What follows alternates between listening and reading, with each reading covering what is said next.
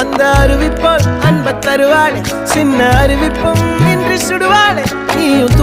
தும்மிடி ஆயுசு நூறாக என் உயிர் உன்னோட பத்திர சொத்தாக என் பார்வை உன்னோடு உன் பொம்மை கண்ணோடு பேசாமல் விண்ணோடு